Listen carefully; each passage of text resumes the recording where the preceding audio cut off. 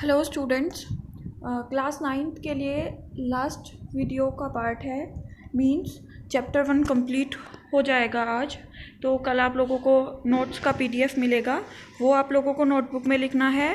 साथ में जो अभी तक मैंने सारे क्वेश्चंस कराए हैं, मतलब जो होमवर्क के साथ क्वेश्चंस दिए हैं, वो भी आपको नोटबुक में करने हैं। ठीक है, जिसने नहीं किए कोई प्रॉब्लम की बात नहीं है। मैं पीडीएफ जो नोट्स का दूंगी उसके साथ में क्वेश्चंस का भी पीडीएफ एक बार और होमवर्क का दे दूंगी, तो आप लोग कर लेना।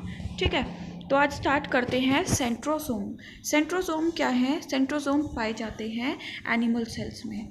किस में पाए जाएंगे? सिर्फ एनिमल सेल्स में। Centrosomes lies near the nucleus and consist of 2 dark staining granules called centrioles.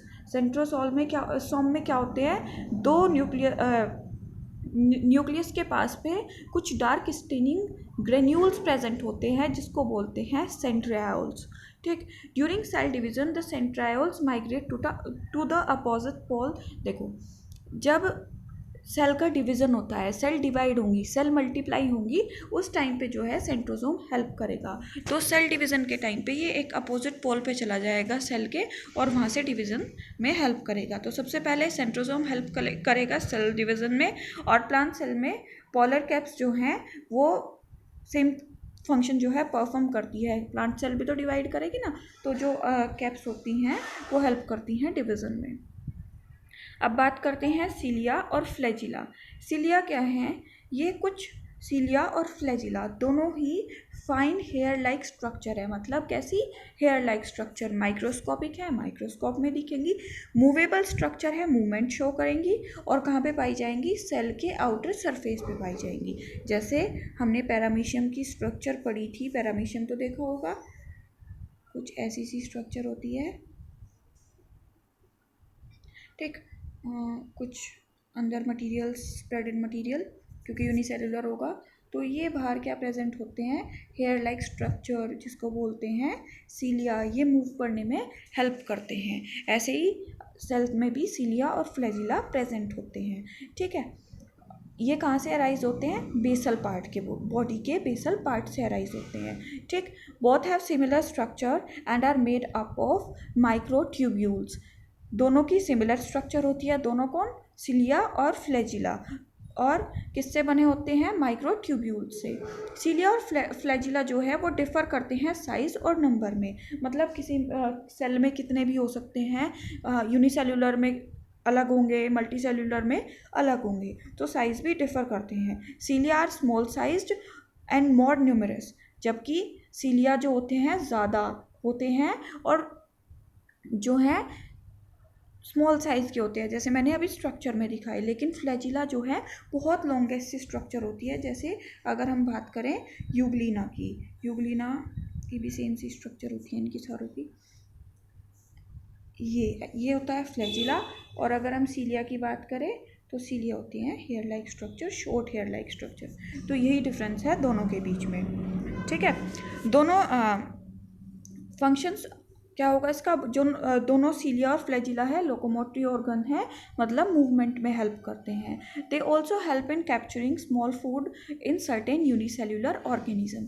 अभी मैंने यूग्लिना की स्ट्रक्चर बनाई, तो जैसे यूग्लिना है, तो अगर कोई, जैसे यूग्लिना है तो अगर कोई स्ट्रक्चर आई, चलो सपोज करो इसके पास, ठीक है, तो ये क्या करेगा? मतलब कोई स्मॉलेस्ट ऑर्गन आया, ये आया कोई ऑर्गन, मतलब कुछ इससे स्मॉलेस्ट पार्टिकल जो इसको ईट, मतलब जो ये खाएगा, तो ये क्या करेगा? फ्लैजिला की हेल्प से इसको कैप्चर कर लेगा और माउथ में अंदर ट्रांसफ़र करने में हेल्प करेगा। इसका मतलब ये फूड को भी कैप्चर करने में हेल्प करता है, पकड़ने में हेल्प करता है।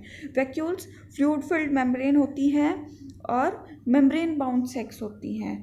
ठीक, ये एक स्टोरेज की तरह काम करती हैं और कंटेन करती है, या तो सॉलिड मैटर भी हो सकता है स्टोरेज, या फिर लिक्विड कंटेंट भी। ठीक है, they occur in most but not in all the cells. कुछ सेल्स में होती हैं, ज़्यादा भी होती हैं, और कुछ में नहीं होती हैं। Membrane bounding the vacuole is called tonoplast. जिस मेम्ब्रेन में वैक्यूल प्रेजेंट होता है उसको बोलते हैं tonoplast. In plants a single central vacuole is present. हमने बात करी थी शुरू में प्लांट और एनिमल सेल का डिफरेंस पढ़ा था जब, तो उसमें क्या बात की थी कि तो उसमें क्या बात की थी हमने प्लांट और एनिमल सेल के डिफरेंस में, कि प्लांट में वैक्यूल बड़ा होता है, एनिमल्स में छोटा होता है। तो एक बहुत बड़ा सेंट्रल वैक्यूल जो है प्रेजेंट होता है प्लांट सेल में। ठीक, single vacuole in plant cell में occupy 50 to 90% of the cell volume. क्यों? क्योंकि जितना भी फूड प्रिपेयर हुआ, जो प्लांट ने यूज़ कर लिया, उसके बाद जितना बचा वो पूरा स्टोर ही तो होगा ना।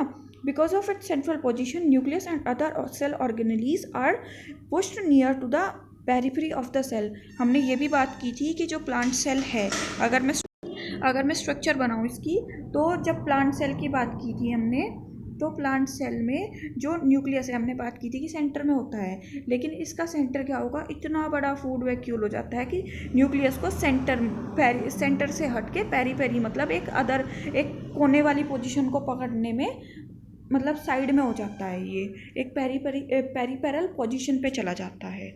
ठीक है, लेकिन इन एनिमल सेल वैक्यूल्स जो होते हैं ज़्यादा होते हैं, लेकिन छोटे छोटे साइज़ के होते हैं कंपेयर टू प्लांट सेल। क्योंकि एनिमल्स को, या फिर हम ह्यूमन बींग्स की बात करें या किसी और एनिमल की बात करें, तो उनमें जो फूड स्टोर होता है वो बहुत ही स्मॉलेस्ट क्वांटिटी में होता है। ठीक है, वैक्यूल्स जो हैं कंटेन करते हैं सेल का सेल मटेरियल, जिसमें कुछ वाटर हो सकता है, मिनरल सॉल्ट्स हो सकते हैं, कार्बोहाइड्रेट हो सकता है, प्रोटीन हो सकता है। तो जो सेल सेप है वो सेल को क्या रखता है, टारगेट रखता है।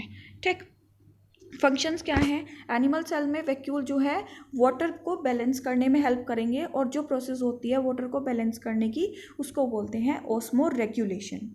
प्लांट सेल में ये टर्गिडिटी और रिजिडिटी और फ्लेक्सिबिलिटी प्रोवाइड कराते हैं। स्टोर करते हैं मेटाबॉलिक वेस्ट, जितना भी प्लांट सेल का है, मेटाबॉलिक मतलब जो उसने फूड प्रिपेयर किया। ठीक है, इन सिंगल सेल ऑर्गेनिज्म जैसे कि अमीबा हो गया, जो फूड वैक्यूल है वो फूड आइटम को कंज्यूम करने में हेल्प करता है, इवन एंजाइम्स भी सीक्रेट करता है ताकि फूड जो है ईजिली टूट सके।